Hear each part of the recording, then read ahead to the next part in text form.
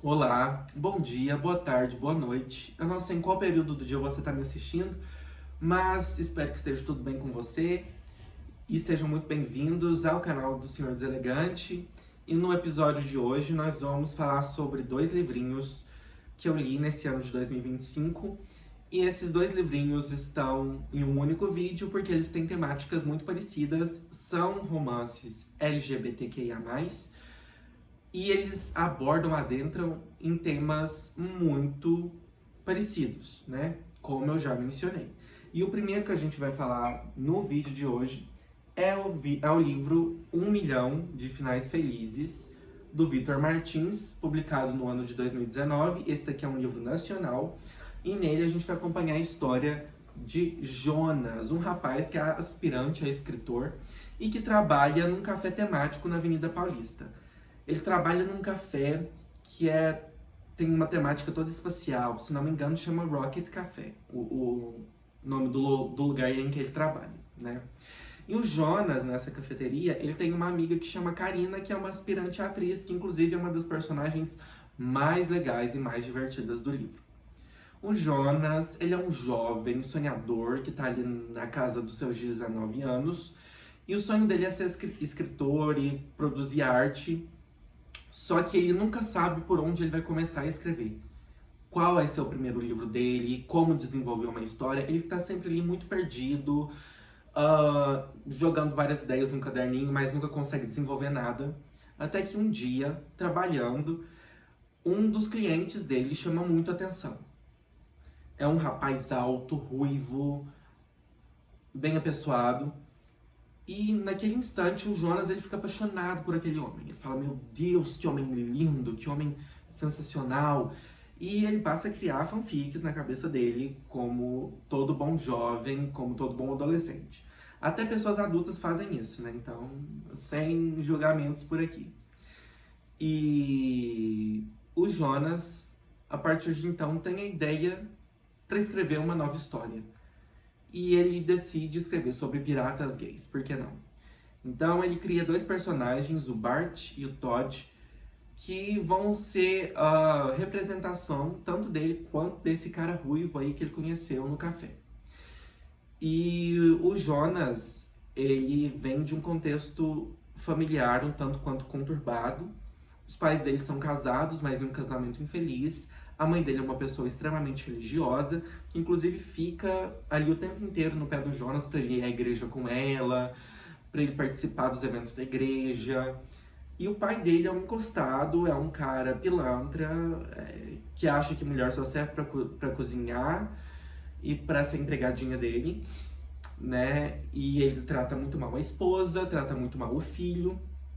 Então a gente percebe que é um contexto familiar muito problemático, né? Muito opressivo, eu diria, né? O pai dele é muito misógino, muito cruel. Então a gente a gente percebe já no início do livro que ele é um retrato muito fidedigno da realidade de muitas pessoas LGBTs no mundo, né? No Brasil e no mundo. São pessoas que crescem reprimidas, tristes e sendo maltratadas o tempo todo pelo primeiro núcleo de convivência social, né, que ela já teve na vida. Por pessoas que deveriam amá-la e prestarem suporte a ela. Então a gente vê que o Jonas ele é um jovem bem acanhado com a família, ele sabe que ele gosta de meninos, só que ele fica muito acanhado porque ele tem medo de decepcionar os pais. Ele sempre está em busca de aprovação dos pais, ele quer dar orgulho para os pais, especificamente para a mãe dele, que é uma mulher muito trabalhadora, que trabalha num restaurante e faz das tripas coração para dar conta de tudo, para poder trazer um conforto para o filho. Então, é uma história muito, muito verossímil nesses pontos. E daí o Jonas, ele vem desse cenário, né? De um pai abusivo, de uma mãe muito religiosa e alienada, que acha que ela deve ser 100% submissa ao marido, que muitas vezes é omissa com o próprio filho, em nome dessa submissão que é imposta pela religião, pelos valores da família tradicional, né? Então é um livro que ele, de certa maneira, faz uma crítica mesmo que sutil, os padrões de família tradicional, né? Se esse padrão tradicional que muitas pessoas pregam que é o modelo correto e ideal de família é realmente saudável e realmente ideal, né? Então eu achei isso muito interessante, a perspectiva que o Victor Martins trouxe em relação à família. E o Jonas também tem outros dois amigos, que são amigos que o acompanham desde a infância, que é a Isa e o Dan. Então a gente vai acompanhando o desenvolvimento desse livro, que é o Jonas escrevendo essa história dos piratas gays, ao mesmo tempo que ele embarca numa jornada pessoal de autodescoberta e de aceitação e de amor e de, sabe, de uma aventura gostosa que ele se joga na vida. Pela primeira vez, ele se joga na vida e ele se permite viver. Então, num dado dia, o Daniel, que é o Dan, um dos amigos próximos do Jonas, fala: ai, meu namorado tá dando uma festa fantasia, vamos comigo, arrumar ingresso pra você e pra Izzy. E eles vão nessa festa fantasia e o Jonas topa com o cara ruivo da cafeteria de novo lá. E dessa vez eles conversam, eles interagem, e é muito bonitinha, assim, como é construída a interação dos dois nessa cena. E daí, em dado momento da festa, a Isa passa mal, começa a vomitar, e eles têm que levar ela às pressas ao hospital. E ela vai, e acaba que o Jonas se despede do rapaz ruivo, que ele descobre que se chama Arthur. E, se não me engano, eu não sei se eles descobrem os nomes uns dos outros ou se eles não trocam o contato. Eu sei que eles não trocam contato na festa. Agora, eu não lembro se eles falam sobre os nomes, se eles trocam os nomes um do outro, se eles, né, se eles dizem um pro outro os nomes deles na festa, ou se eles não trocaram contato. Eu acho que vocês conseguiram entender.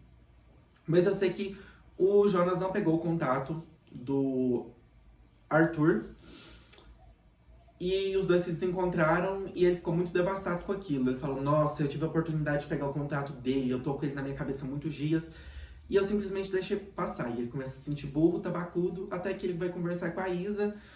E a Isa fala: meu amor, eu consegui o número dele pra você. Ele veio aqui no café outro dia e eu pedi o contato dele e tá aqui. E daí o Jonas pega e começa a trocar mensagens com o Arthur. E eles começam a se conhecer, aí eles têm um primeiro encontro, e eles beijam, e é uma coisa muito bonitinha, sabe? A maneira como o relacionamento dos dois é construído. E é um livro muito sensível na construção desse relacionamento, porque mostra as inseguranças dos dois, eles aprendendo a lidar com as diferenças um do outro, porque o Arthur, ele é um rapaz, assim, que é bem de vida, né? O Jonas já é um pouco mais quebrado. Mas o Arthur, ele já é de uma família de classe média alta, só que ele se sente muito solitário, porque a família dele é muito snob, os pais vivem viajando, eles são aquele típico retrato da classe média brasileira que gosta de se exibir e de expor e de pagar de bilionária, sendo que não é. Então, eles são nessa pegada. Inclusive tem uma cena que é o jantar em que o Arthur leva o Jonas pra conhecer a família dele, que os pais dele são tipo assim, pessoas muito, sabe, aquele estereótipo mesmo da classe média brasileira. E eu achei muito engraçado isso. O livro tem vários momentos de humor muito legais, mas também tem uns momentos, assim, tensos e de tristeza. Mas eu achei muito linda a maneira como o relacionamento dos dois é construído ao longo da narrativa. E em um determinado momento, o Jonas, ele vai se aceitando cada vez mais, né? Ele vai ali abraçando aquele relacionamento e ele mostra pro Arthur a história dos piratas que ele tá escrevendo, que é inspirado nos dois. E o Arthur pega e faz umas artes inspiradas nessa história. Enfim, é muito lindo tudo que acontece.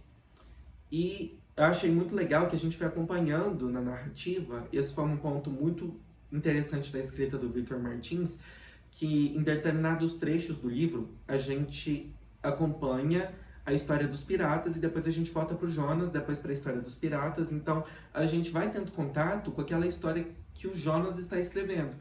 Eu achei que isso foi muito interessante no ritmo da história. Inclusive o livro é um livro que você lê super rápido. que eu comecei num sábado à tarde e terminei num domingo de manhã. Claro que eu não fiquei a madrugada toda lendo. Eu dormi, acordei e terminei na manhã do domingo seguinte. Então é um livro que tem um ritmo muito gostoso e você lê assim, ó, no piscar de olhos. E voltando para a história, eu achei muito legal que em determinado momento o Jonas realmente ele se sente livre. E ele fala, eu vou me libertar, e eu amo o Arthur e nós somos namorados. E ele pega e posta uma foto dos dois na rede social dele. E foi muito simbólico isso, porque esse momento se passa justamente na balada do orgulho, na balada, ó, na marcha do orgulho LGBT, né, que acontece em São Paulo todos os anos, ali na Avenida Paulista. E aí ele se sente livre, ele sente pertencimento, e aí finalmente ele fala, eu vou tirar esse peso das minhas costas e vou ser quem eu sou, doa quem doer. Eu amo o Arthur e ele é o meu namorado, e eu tô nessa relação, e eu sou uma pessoa LGBT, eu sou uma pessoa queer, e eu tô aqui, eu existo, e nada vai me calar.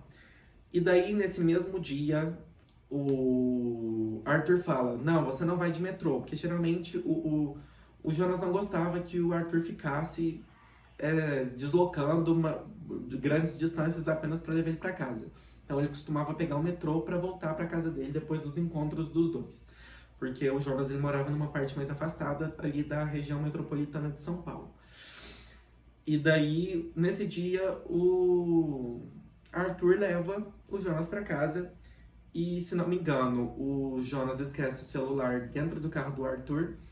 E daí o Arthur volta, ele pega o celular e os dois se beijam, ele dá uma declaração e o pai do Jonas vê tudo. E quando o Jonas entra em casa, depois que o Arthur foi embora, ele pega e detona o filho, expulsa ele de casa, o ofende de maneiras assim horríveis. O pai do Jonas é o personagem mais detestável do livro, superando até mesmo a amiga Isabela. Porque a Isabela é aquela amiga, tipo, insuportável, que só ela tem problema, só ela é a coitada, enfim. Não é uma personagem que eu gostei tanto assim. Inclusive, o relacionamento dela com o Jonas vive tendo oscilações ao longo do livro, né? Enfim. Então, o Jonas é expulso de casa e a Karina, que é a colega de trabalho dele e também uma amiga muito próxima, acolhe ele na casa dela. E é um momento assim de desencanto, de desilusão, de muita dor, de muita tristeza para o nosso protagonista. E ele até cai em desencantamento com o livro, e ele escreve um final e fala, é isso mesmo. E Arthur também passa pelos problemas dele, mas aos poucos ele vai se curando, eles vão se curando, né, dos traumas e das dores. E o Jonas decide retomar o livro, ele dá um novo desfecho para a história. E o final do livro é particularmente muito tocante, muito bonito, né? Que é a mãe do Jonas, porque depois que o Jonas foi expulso de casa, a mãe dele parou de conversar com ele, e ele sentiu muita raiva, né, muita mágoa da mãe por causa disso, porque ela preferiu dar voz e ouvidos ao pai do que ficar do lado do filho, né? E o Jonas sempre sentiu muita culpa, né, de não poder retribuir o amor que a mãe dele dava pra ele. Só que nesse momento ele pega e começa a refletir, nossa, eu sou um bom filho pra minha mãe, sim, sabe? E ela pega e me abandona, e me deixa, e não liga pra mim, e me deixa aqui, sabe? E daí no final do livro, numa ceia de Natal que tá acontecendo no apartamento que o Jonas divide com a Karina, a mãe dele vem, traz um prato favorito dele, e os dois têm ali um momento de reconciliação, e é um momento muito lindo, e é um momento de aceitação e de acolhimento muito, muito necessário para a história. E é um livro que tem um final feliz, né, eu diria. Um final muito reconfortante. É uma história de romance muito necessária, principalmente para os mais jovens. Eu acredito que esse livro, ele é um instrumento de conscientização e de gerar pertencimento e reflexão para jovens LGBTs, até para quem não é LGBT. Então, eu acho que para o público jovem adulto, esse é um livro muito necessário. Eu particularmente acredito que teria gostado muito mais da leitura se tivesse lido esse livro com os meus 15, 16 anos. Mas, mesmo assim, mesmo algumas questões assim do estilo de escrita do autor não terem me conquistado, principalmente referências à cultura pop. Eu acho que é um livro muito honesto e muito necessário, e eu dou uma nota para ele 3,5 de 5 estrelas. E o próximo livro, que eu vou deixar a capa dele em algum lugar aqui da tela, é o Minha Versão de Você, que é um livro estadunidense que conta a história do jovem Turner, que se muda para o Utah.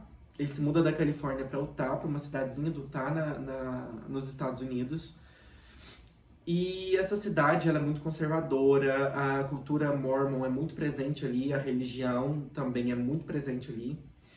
E ele é um homem bissexual, a família dele aceita ele muito bem, só que ele tem receio de se declarar abertamente LGBT ali naquele contexto, naquele ambiente, porque a mãe dele fez um terrorismo psicológico muito grande na cabeça dele acerca dos mormons, né, e das pessoas que seguem essa religião.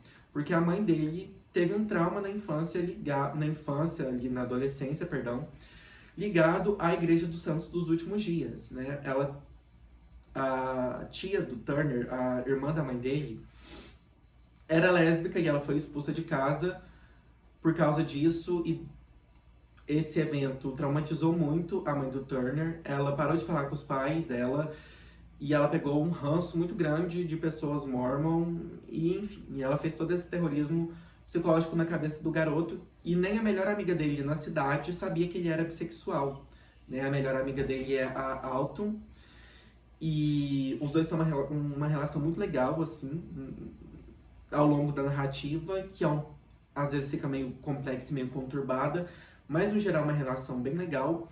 E os dois, a história se passa no começo do ano letivo, e a Autumn convence o Turner a se inscrever numa disciplina em que eles têm que escrever um livro em 4 meses. E daí o Turner topa e ele vai para essa aula, para essa disciplina, só que ele não faz a mínima ideia do que ele vai escrever. E no primeiro dia de aula ali com o Sr. Fujita, que é o professor que administra a disciplina, aparece um monitor que vai auxiliar os alunos nesse processo de escrita, que é o Sebastian.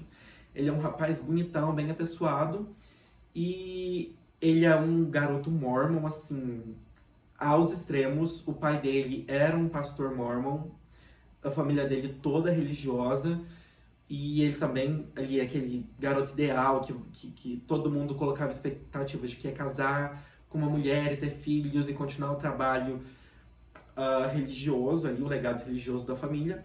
E ele era o monitor da disciplina do Sr. Fujita, porque o livro dele, que ele tinha escrito no ano anterior, na mesma disciplina, tinha feito um sucesso estrondoso. Uma editora, inclusive, comprou os direitos e estava prestes a publicar o livro. Só que o Turner, a partir do primeiro momento que ele vê o Sebastian, ele se apaixona perdidamente por ele. E daí os dois começam a interagir, o Sebastian começa a ajudar, né, o Turner nesse processo de escrita do livro, e aí os dois começam a criar e nutrir sentimentos uns pelos outros. E o Turner, ele começa a escrever um livro sobre ele e o Sebastian. Ele muda o nome dos personagens, ele cria uma versão idealizada do Sebastian e começa a escrever a história sobre isso.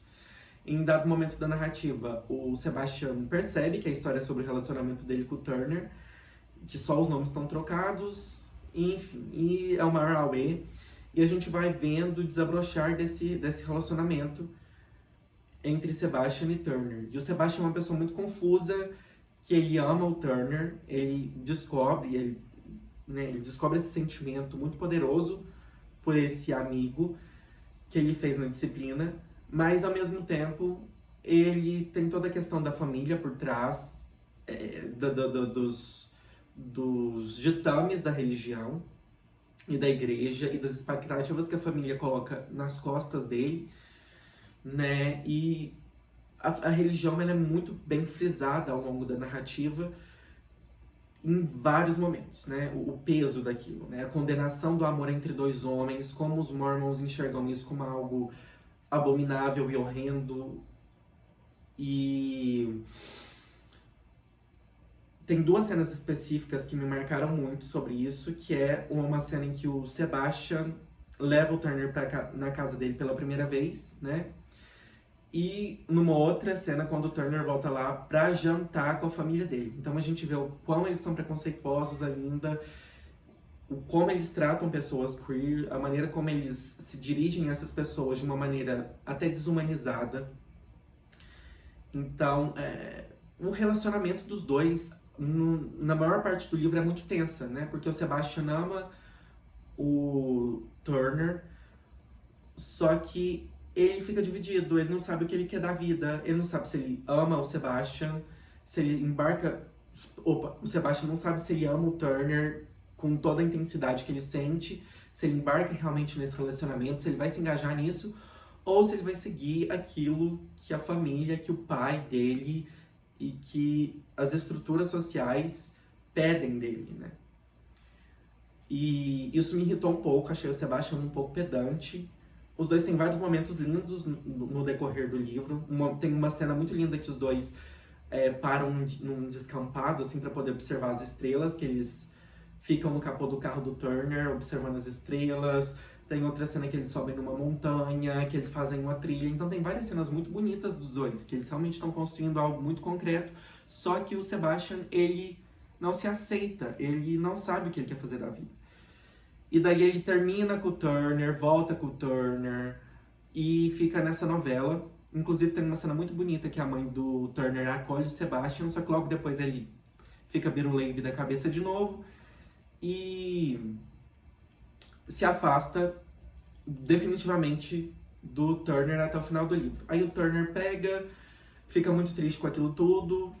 No lançamento do livro do Sebastian, ele tá lá pra dar uma última olhada nele e ele vai tocar a vida dele.